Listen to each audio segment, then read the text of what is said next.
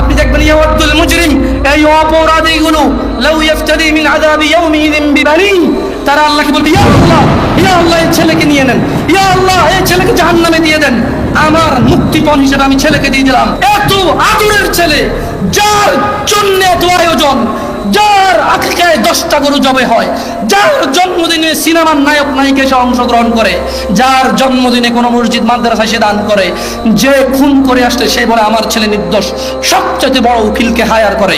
এত আদরের ছেলে, যেই ছেলে 7 খুন করলে মাপ, যেই ছেলের জরিমানা দিতে দিতে বাপ কখনো সন্তুষ্ট হয় না, এই এত আদরের সন্তানকে পরিস্থিতি কি হতে পারে একটু ভাবো। মুসলিম মা নিজের মেয়েকে এভাবে ব্যবহার ছেড়ে দেবেন না।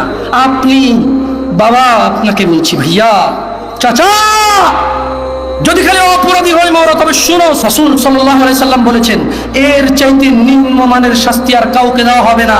যার পায়ের নিচে শুধু একটা কয়লা রাখা হবে, তার মস্তিষ্ক টকবক টকবক করে জ্বলবে।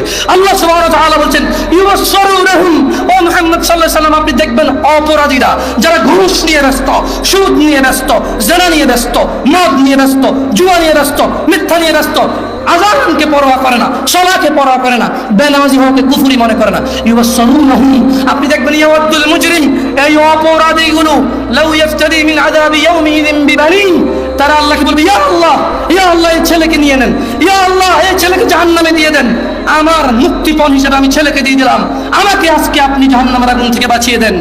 ওয়া সাহিবাতিহি ওয়া আখি, অপরাধী অপরাধ করে মৃত্যুবরণ করিও না মুসলিম।